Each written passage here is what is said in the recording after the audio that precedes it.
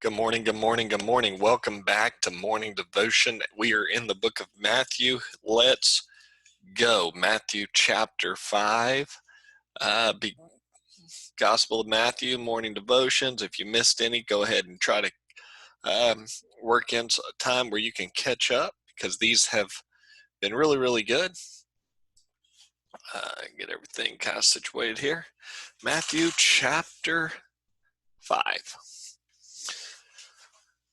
Start at verse 1 here. Actually, before we do, I've got a quick note for you.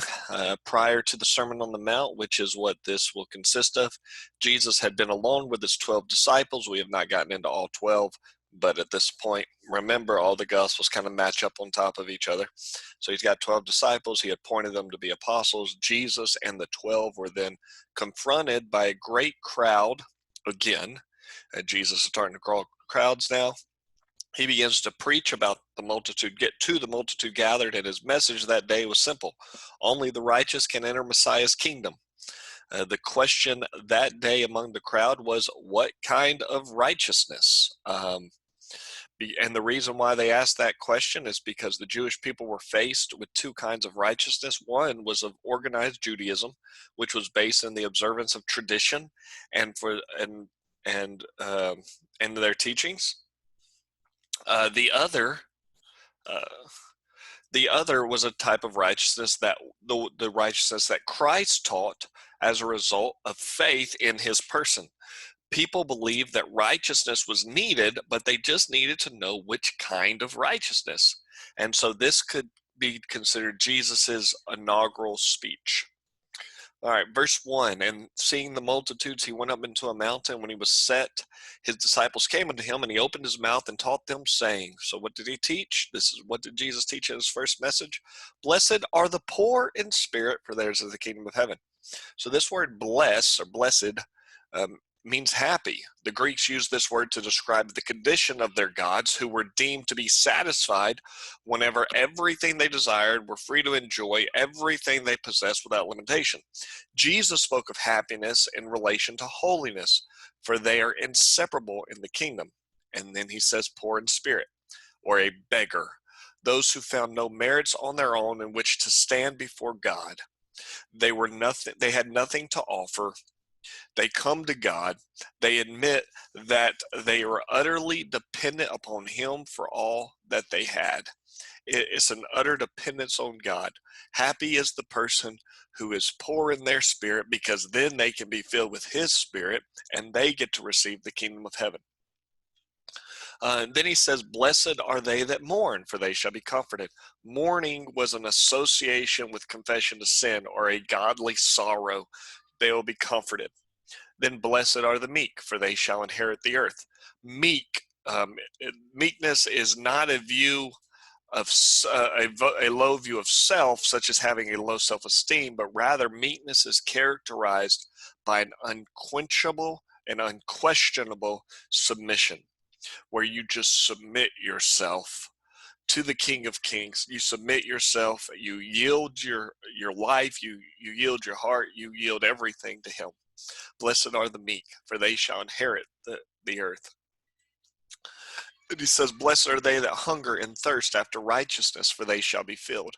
Hunger and appetite for righteousness. Now, what is righteousness? What is right? It means being right with God, loving what God loves, hating what God hates.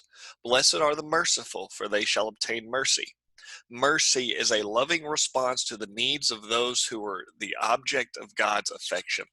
Show mercy on the poor, show mercy on the widow, show mercy on those who can't help themselves. It's a loving response to those who are in need. Blessed are the pure in heart, for they shall see God.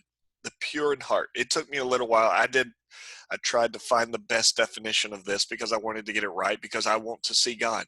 The scripture says, follow peace with all men and holiness. Without such no man shall see the Lord. I found this: purity is not measured by the practices of people, but rather by the character of God himself, because we can never truly be pure within our own self. We have to rely on the character of God himself. Verse 9, blessed are the peacemakers, for they shall be called the children of God. peacemakers. The Pharisees taught that one was a child of God by virtue of Abraham's lineage. Jesus said that to be a child of God, you have to be at peace with God. To be a peacemaker, you must know the Prince of Peace, Jesus Christ. Blessed are the peacemakers, not the troublemakers, for they shall be called the children of God.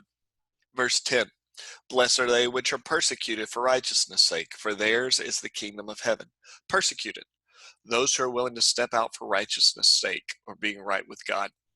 Blessed are you when men shall revile you, shall persecute you, shall say all manner of evil against you falsely for my name's sake, or for my sake.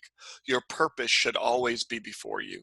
You're doing what you do for God's sake, not your own. We're building God's kingdom, not our own. We preach to God's people, not our own. Matthew tells us later that God will send laborers into his harvest field. And then he says, rejoice and be exceeding glad, for great is your reward in heaven. For so persecuted they the prophets which. Now let me offer you a caution. Always make sure that what you're speaking out in defense of is true righteousness, not just a strong feeling about a subject. You have strong feelings about a lot of things, but make sure that what you do, make sure that whenever you do speak out against something, it's for true righteousness, not just a strong feeling. Verse 48, verse 13 through 16 deals with salt and light. He says, but you are the salt of the earth. But if a salt has lost its savor, wherewith shall it be salted? It is thenceforth good for nothing, but to be cast out and be trodden underfoot. See, salt is designed to create a thirst in a person. Why? Man is made up of about 62% liquid. Water should be the central part of our daily routine to be healthy.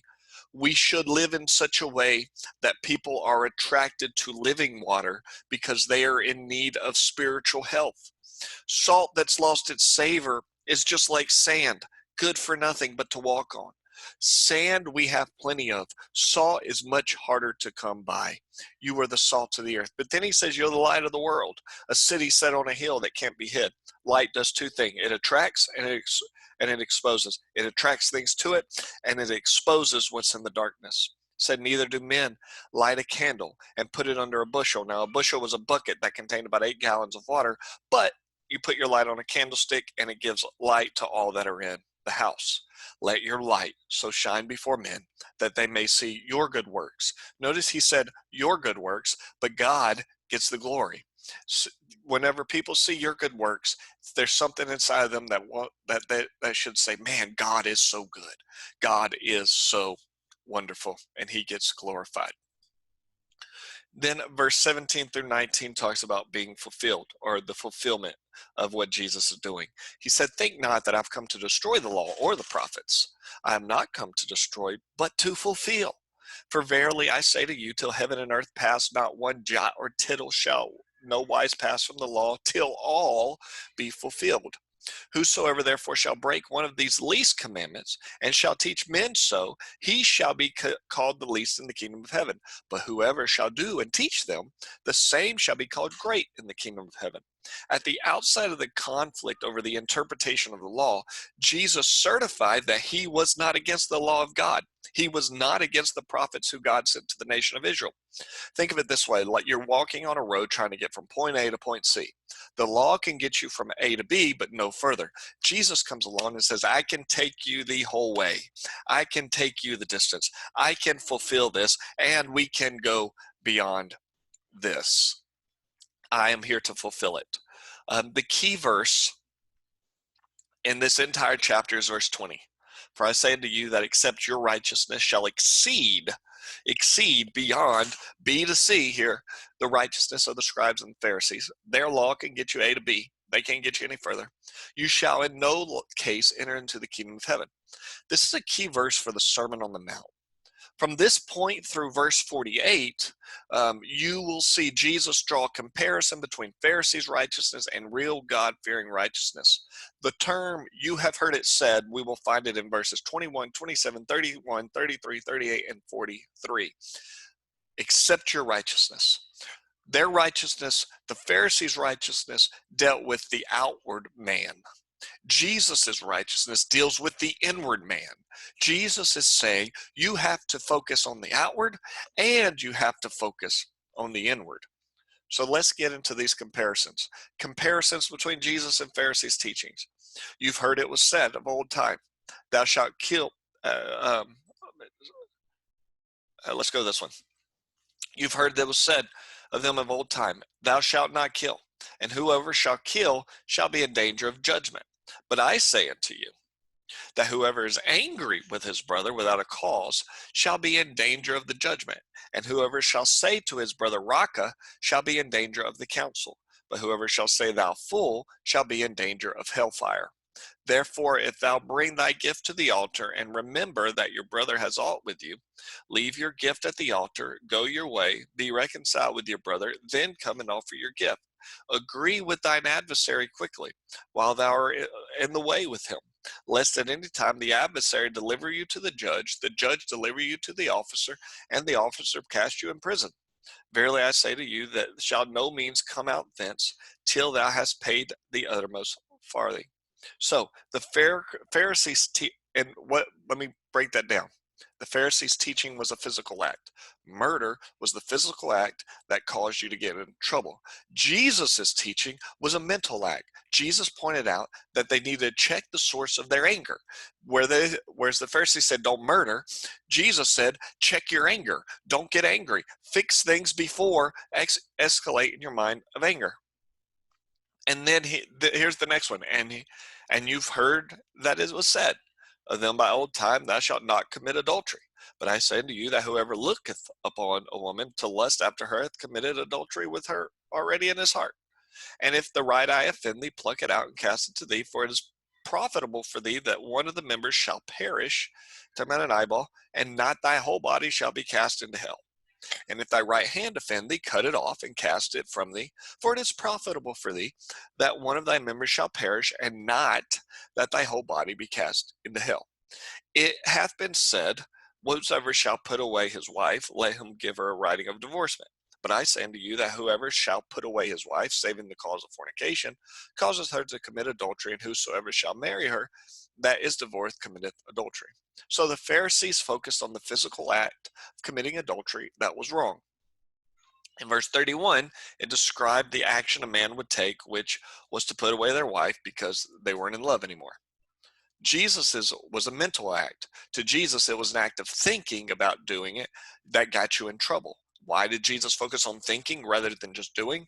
Because you will spend 95% of your time thinking about doing something and 5% of your time doing it. So in other words, control your thoughts. Verse 32, we are not we're not to get a divorce just because there's a little uncomfortableness in the relationship.